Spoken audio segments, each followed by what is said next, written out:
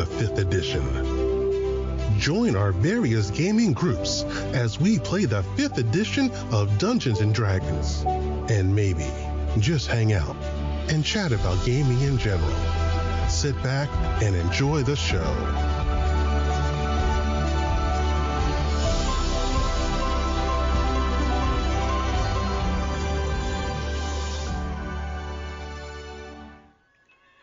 Hi, this is Kelly, aka Trixie from Ragnarok and Roll, assigned to Ragnarok Story, and Tilda Wimblewick from D&D Journey of the 5th Edition. First off, I would just like to say thank you to everyone for listening to our varied adventures, as well as for rating us on iTunes and RPGpodcast.com. If you haven't rated us yet, we would greatly appreciate it if you could. And if you're looking for more ways to support our efforts, we are now on Patreon, a great site where you can help us continue making more podcasts, as well as some special surprises for our patrons. If you can, please look us up at www.patreon.com/cppn. Every little bit helps. And again, thank you for listening. Hey guys, Jim here. And Kelly. With the Creative Playing Podcast and D&D Journey of the 5th Edition. By the way, we totally have to start that new D&D game, by the way. You totally need to check out the Iron Kingdoms book. It came from the Kickstarter. Ah. Because, D&D and guns. Normally I'm repulsed by this idea, but Iron Kingdoms is a setting that it totally works because you have, steam-powered mecha and pistols and trains and goblins with explosives. Well, yeah. Goblins without explosives just doesn't seem right. And then, And gas masks. So today is day 2 of the 30-day Dungeons & Dragons challenge. So Kelly, I have to ask, what is your favorite playable race? Well, let's just say it would probably be easier to say, which race don't you like to play? Human! That's the easy answer for that one. I love playing the different types of races. And also, it depends on what, I'm one of those players, okay, it also depends on what class I'm playing. But, it just depends. If I'm playing a cleric, I want to play a dwarf. Just get that spirit boost. You want that wisdom. But for those types of things. But I typically prefer non-humans. I do. I'm excited to play some other races. I always like to kind of shake it up, make them a little different, so I'm like, I already have the next character that I make is going to be this, it's like, I already have it planned in my mind, and it's, just a little different, I like to try the different types. I mean, but if I had to, what was that? If I had to pick, right now, I guess, well, it's hard to say, but I have to say Changeling is interesting, but it's challenging. Halflings are always fun. I like halflings. And I enjoy tieflings too. But if you had to pin it down to just one. Let's see. Tiefling. Tiefling? Yeah, I really like Tiefling. Tiefling is a great character class. I mean, it's got tons of ideas that you can be... race, not a class. Character race, yep. You can be charming devil, you can be that charming bard, you can be the paladin that's actually striving to go against what people perceive as his pure demonic nature, which is not true. The very first Tiefling I ever created was like, nobody wanted to be the healer. I'm like, fine, I'll be the healer. But I'm going to make a character that looks like it is like so not who you would think would be a cleric. So I'm like, I chose a Tiefling. Okay, look like red skin. Let's give it the red skin, the black hair.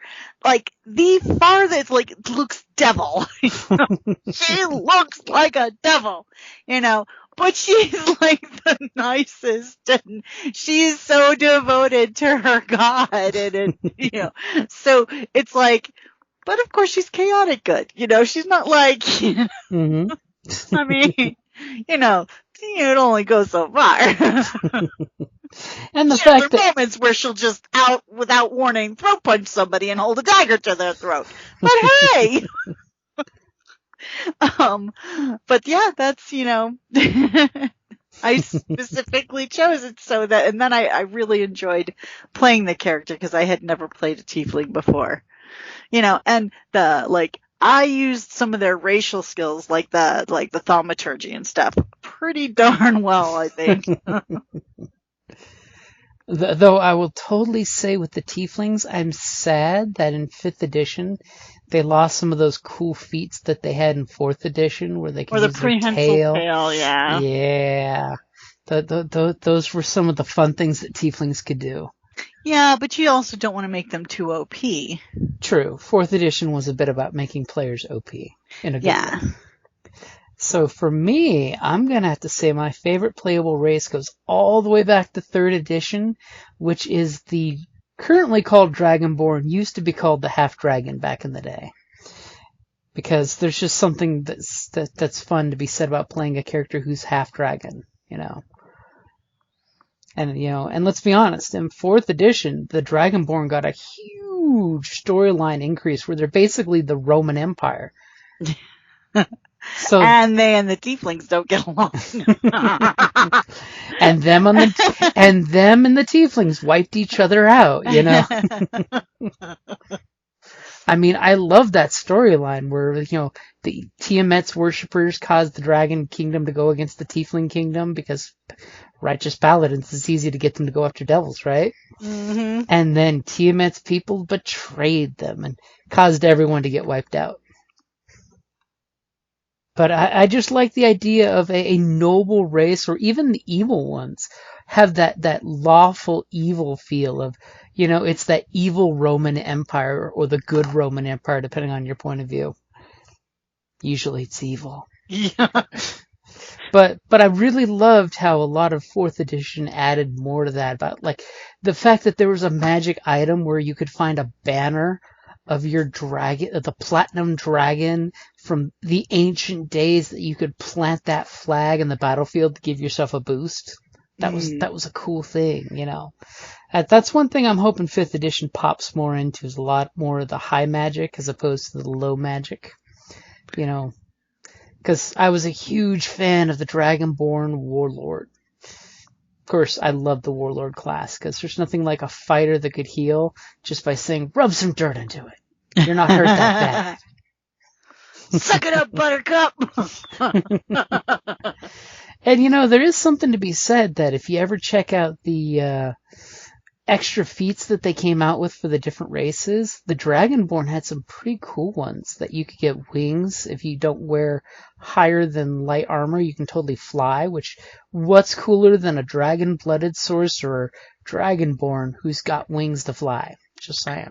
That is kind of nifty.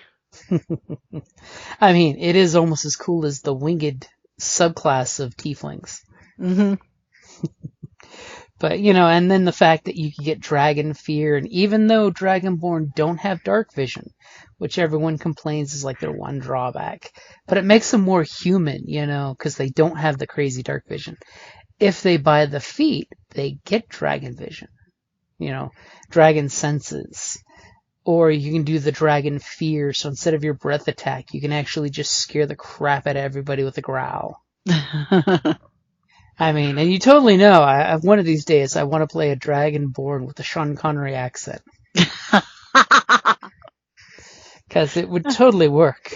I've got to hear this. I mean, I have played a Dragonborn Paladin, a Dragonborn Cleric, and a Dragonborn Bard in the past. And the last time I played the Paladin, it did not go well. Oh, no, it was the Cleric I played in Josiah's game. That did not go well because it was doing the Horde of the Dragon Queen storyline, so of course Tiamat's immediately involved, so you know what the cleric of Bahamut's going to be doing. He's acting more like a paladin than a cleric every day. Mm-hmm. And there was nothing worse in that game because literally every time someone popped up with Tiamat, I had to pop up with Bahamut. And in that game, sadly, half the player group had interesting characters, which is code word for not mini-maxed and going for weird oddball combinations that, while cool, are not good in a high combat adventure. Which, if you ever play the Horde of the Dragon Queen or Rise of Tiamat, those are insanely high combat fights. I mean, there's the joke that in Horde of the Dragon Queen, the very first fight is an adult blue dragon, which is like level 8, 9 characters fight for first level characters. The idea is the GM is supposed to scare the piss out of you of describing this lightning spitting dragons flying around this castle, and there's no way you'll be stupid enough to challenge it. Depends on the person. To which I often, in our session 0 for that game, explain to the party, are you guys okay with me playing a lawful good dragonborn cleric of Bahamut? And I told them, are you guys clear on what this means? And sadly, they were all gung-ho for it and good to go. And then when session 1 happened, one guy showed up with a lawful evil warrior. The other guy came up with an orc mage that didn't have combat spells. Hold it. A mage without any combat spells? All of his spells were utilitarian. Granted, he did make good use of Grease Spell many times. But sadly, my character was often eating dirt because his teammates would not stand up to fight with him or find a good reason to get him to, in character, back off. Yeah, that is one of my pet peeves. It's like, if you decide ahead of time, are you an evil group? Are you neutral? Or are you good? At least some form of good, some form, so that you don't have, because I'm sorry, I used to play with my brother when I was a kid, and he would be that guy that would be the one evil, chaotic, character that would steal from their own, company and, yeah.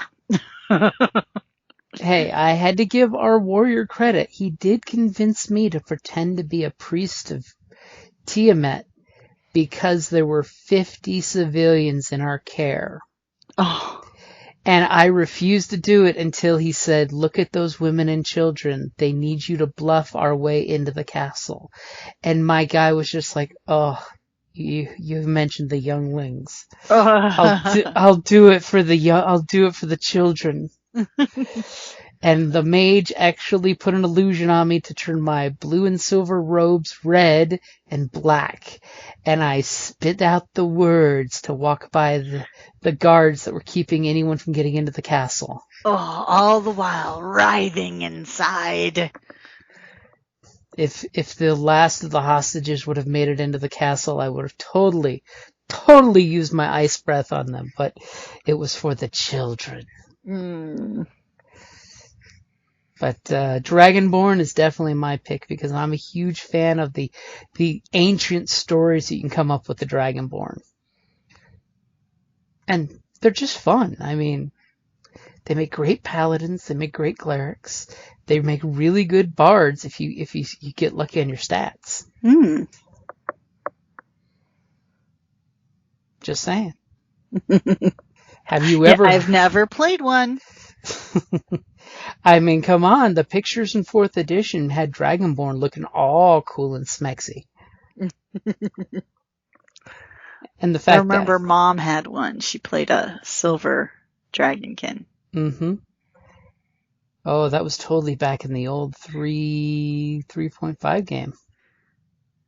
No, was it? Yeah. Oh my God. That was back when getting the half dragon template cost you like 4 levels of play. Yeah, she was a warrior. That's another thing that I like, that things have changed so that you can totally be a Dragonborn at first level and not have some crazy power creep. But I mean, I'll totally leave the teaser out there that, getting to have the best class race combo that I'm a fan of, because that's tomorrow's, is your favorite playable class.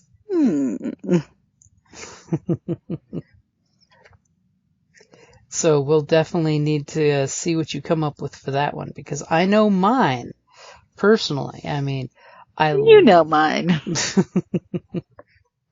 So if you had to play a race besides Tiefling, what would it be? Well, there's so many. It's like, okay, just not a human. There we go. There's your answer. See, for me, my secondary choice would always have to be the half-elf. I like half-elf. It's all... A lot of my bards are half-elf. It's all the things humans aren't in improving a human race. The half-elf. Yeah. Dark vision. Got some cool stuff. And the nice thing is the half-elf can be all kinds of different half-elves. Mm-hmm. Like in our Daggers game. Yeah. Oh, no, well, yeah, but also I have the half sea elf for the, she's a very angry half elf. She's an angry elf in general. Well, okay, she's only angry obsessively about one thing. Other than that, she's pretty good. I have other characters who are way more angry. So much rage. And not even an orc. So much rage. Alrighty, guys. I think we will wrap it up there on our favorite playable race. And yes, let us know what your favorite playable race is, because everybody's points are totally valid, and every race has its own perk. Yep. Because, come on, every race has its own cool story waiting to be told. Yep. It's all what you put into it. Mm-hmm. Alrighty, guys. Thank you for listening. Thank you for listening to D&D Journey of the 5th Edition, a member of the Creative Play and Podcast Network. Please follow us on Patreon at patreon.com/CPPN to never miss a show or stream.